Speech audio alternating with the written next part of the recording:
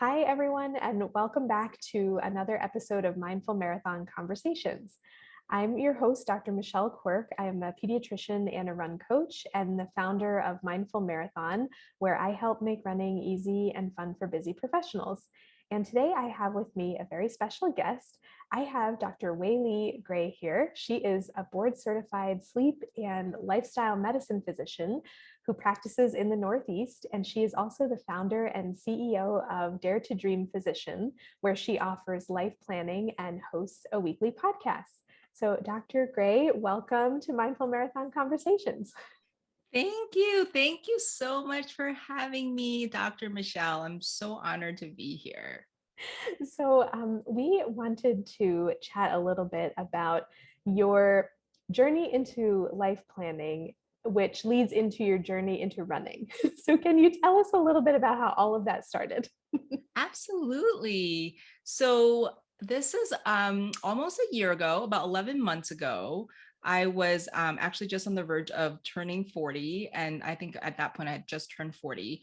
And I was kind of looking back at my life and I realized that everything looked really good on paper. I've been an attending physician, I'm married, I have 3 kids, and, like everything seemed great.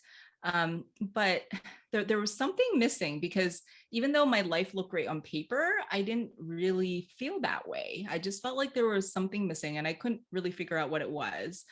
Um, and so fast forward, I was also um, just like a lot of other physicians during this COVID period, I was starting to get a little burnt out in my work for various reasons. And that actually prompted me to sign up for a life planning workshop. And it was the first non-medical workshop I've ever attended, at least, since I've started my training as a physician. And so it was totally outside of my comfort zone. But one of the things that happened was I volunteered to have the life planning demonstration done on myself. And when I got life planned by the life planning instructor, there were so many, and life planning, I'll backtrack a little bit. Life planning is the process of looking at the things that are really important to an individual and really like speaking those things out loud, like writing those down and speaking those things out loud.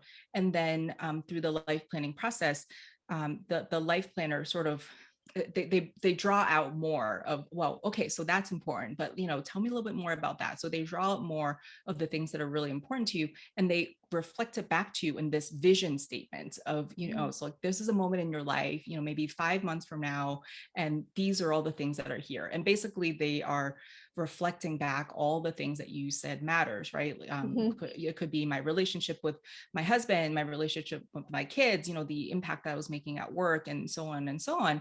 And so when he said this, and one of the things I actually said that I just wanted to do is I just wanted to be feeling more peaceful and more like not stressed out all the time. Just to, just to be able to enjoy my time. So even when I was off from work, I didn't feel like I was off. There's so many different things, like to-do lists that are running through my mind, and nobody was making me have those things. It's just for some reason they were on my mind all the time. And it really got in the way of me being present at home with my husband and with my kids. Like my kids would try to talk to me and I'm like, oh, don't talk to me, I have too many things I'm worried about, and plus I'm trying to make dinner. And there was nothing stopping me really from enjoying that time with them except for the things that were going on in my head.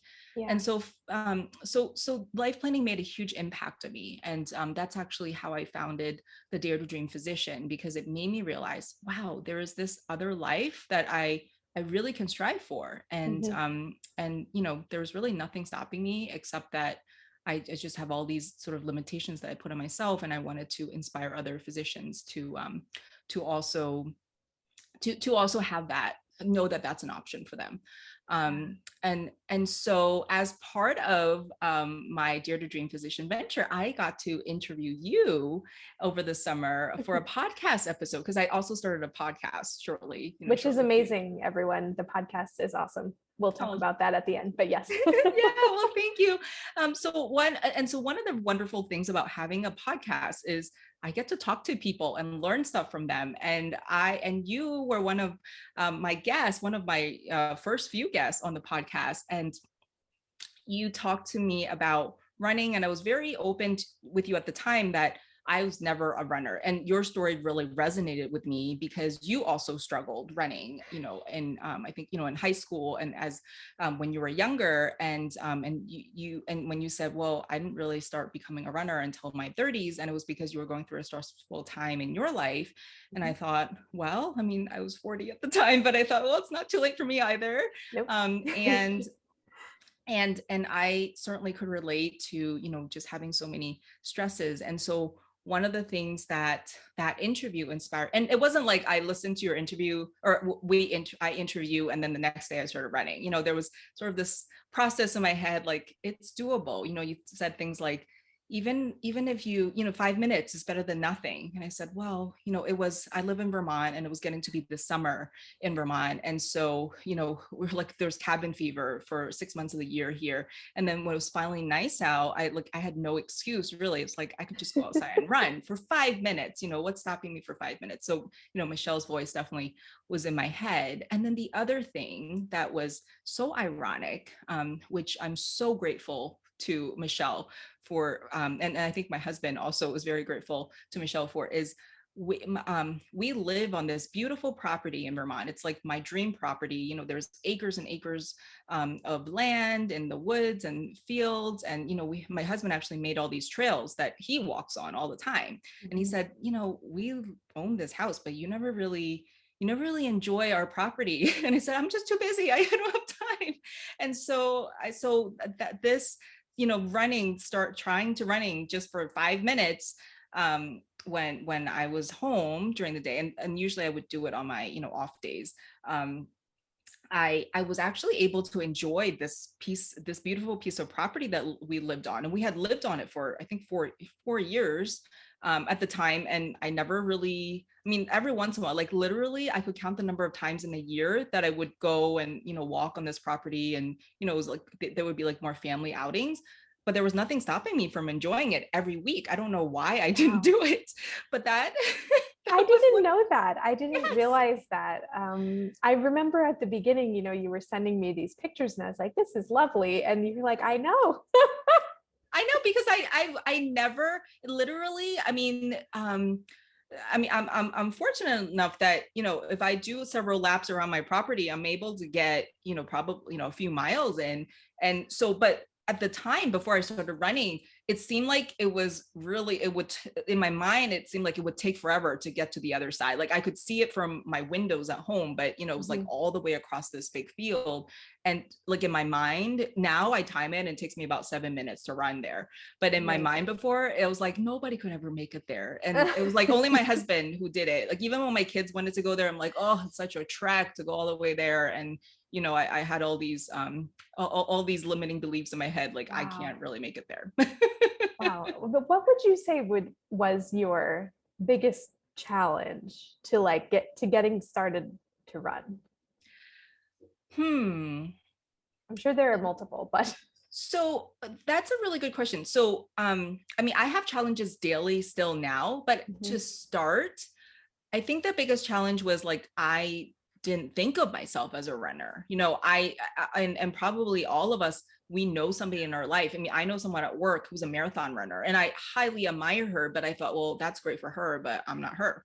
And also I had these beliefs from when I was, when I was in middle school and high school. I was never the athlete. I went to a college that where a lot of athletes attended.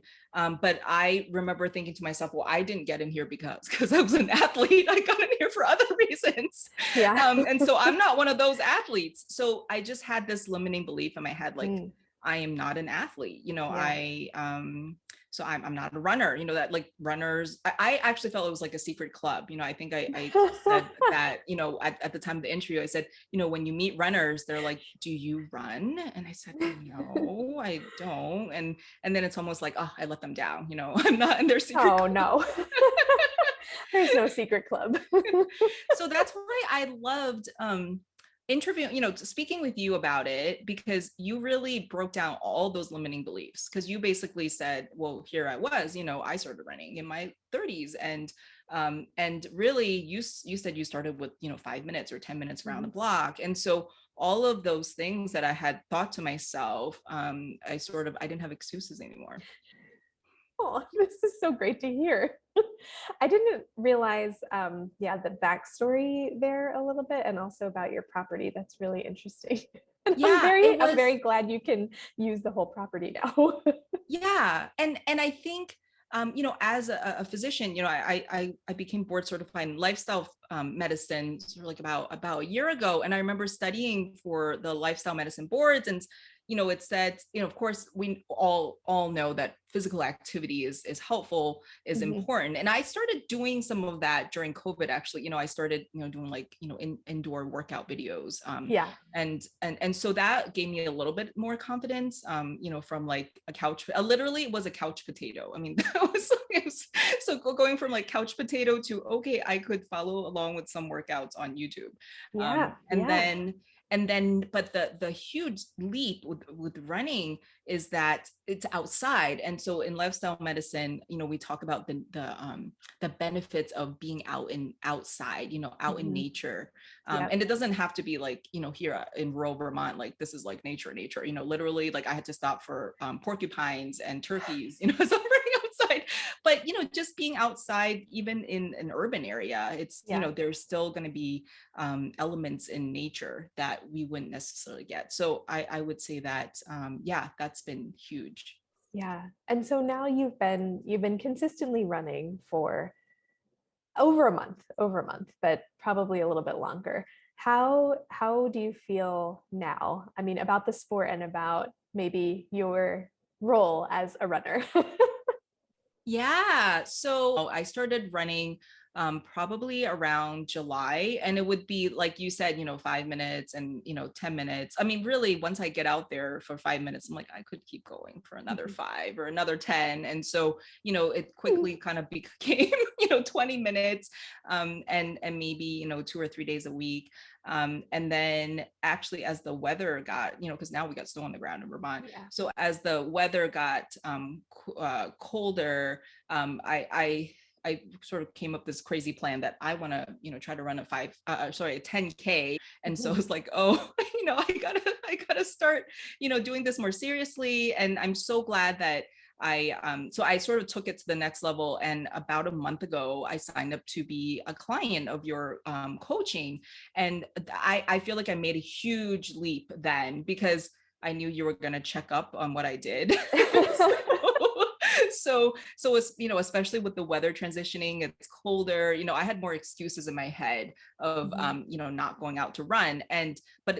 So I sort of, having a coach makes a big mental difference, because I'm like, well, she's going to look at, she's going to look at what I did. And I can't just be like, it was 30 degrees outside and windy, so I didn't go out to run. So making myself go out to run. So I was telling you like how I still fight in my head every single day. Even today, I went out for my run and I was like, oh, it's cloudy and it's wet, it's damp. I don't really want to go out there, but I just lace up my shoes and I go out there. So I've committed to doing 4 days of running a week, and I think I've pretty much been able to do it. And so that's been really amazing, because that is definitely one of the things that I just didn't think I could do. I really did not, because like I said, really, like a year and a half ago, I literally was a couch potato, and I wasn't really a couch potato in that, like, maybe not the couch, I was a chair potato, mostly like being on my laptop, doing my charts, or doing sleep studies, just always working on my chair. I mean, it's a beautiful thing to see. And after we did the podcast, I remember, like, I got messages, right? Like, oh, if I was going to do this, how would I get a pair of sneakers? Or like, you sent me like a couple of little questions, or like, how would I log it? And I think it was just like this lovely progression from the summer. And like, well, I've actually gone out, a couple times a week. Like, this is amazing. And then she came back with this, like, well, I'm going to sign up for this 10K. I know it's so, and then the other part that I haven't yet talked about is, this is now going back to my original sort of, Mm, a year ago when I was in yes. a lot of sort of psychological pain about my life. And I've noticed, and I've been sort of in pursuit of, improving that part of my life for, almost a year now. Yeah. And I feel like running has a huge part in that now, because I am, and it sounds cliche, because if someone told me this a year ago, I would have been like, yeah, sure, that's just what people say. But for me, running has been a huge part of my self-care, because it's Mm, like the time that I dedicate to myself. I'm an introvert, so I do need that time to sort of be alone and recharge. And the physical, activity benefits to health, and just being outside. Like I was telling you, Michelle, I don't think I will get, even though it's going to get really really cold in Vermont and I want to keep up running, I don't think I'm going to get a treadmill, because I'm yeah. so addicted to running outside. And so there is that benefit of sort of forest bathing, or just being Hmm. out in nature, and how that is really helpful for my psychological health. And so I just feel so much more. I'm just, I mean, I'm not perfect. I'm still, I still can sometimes have a short fuse and sort of, snap at my kids, but I find that I'm doing that less and less. Yeah. And really going back to being able to, definitely running has been a huge part in me, being able to be more present with my family, with being more, physically, and not physically. I was physically there. I just mentally was not there. So Mm, being able to be more mentally present, with my family, and I feel like that's been the hugest benefit, of going back to originally why I started pursuing all of this. yeah. I mean, it's an amazing story. It's lovely. And I agree with you about running outside. I think, yeah, I never really liked running on the treadmill, but there's something now. It's like just a relationship with my local ducks outside on the trail. And, we live like very close to the city, but there's plenty of nature and plenty of birds out here, and occasional crazy creatures. But yeah, there's something about being out in nature and just letting go of everything else and spending that time with yourself. It's great. Yes, you were so right. When you originally talked to me about this, it's like, just start with 10, 5-10 minutes. And even if like, running seems daunting, then, do the walk run method, which you also teach, your audience about. Mhm. And, it really, once it becomes a habit, it's like, my son today was like, why are you going out there? And he likes going outside. And he's like, why are you going out there? It's cold and it's wet. And I said, I gotta go out and run. I gotta get my run in. And so, yeah, it's really been amazing to have that transformation. Yeah, yeah, and I can see it. And who knows what is on the horizon? I hope that 10K, I mean, it still sounds a little daunting to me, but I meant after that. Well, thank you so much for sharing your journey here. Can you tell the audience where to find you and what services you offer? yes. Yeah. So I also put out a weekly podcast. It's on all the, Apple, Spotify, Google Podcasts, all the major podcast apps. It's called Dare to Dream Physician Podcast. And you should check out, oh, I forget which episode it was, but Michelle is in one of the earlier episodes. And so please check out her interview. It's also really amazing. And I work with clients one-on-one for life planning. So if you also wonder, what's really my why? Like, what do I really want out of life? What are the most important things to me in life? And it could be anything, personal, professional, all of those things. I would love to work with you one-on-one. And you can schedule a discovery call with me at daretodreamphysician.com. All right. Well, thank you so much for joining us, and thank you everyone for watching, and we will talk to you soon. Thank you so much for joining us for this episode. If you liked it, please subscribe and share it with a friend. And if you are a newer runner or a runner who hasn't run in a while and you're looking to get back into the sport, you can find out how to work with me over on my website, which is mindful-marathon.com. See you on the next episode.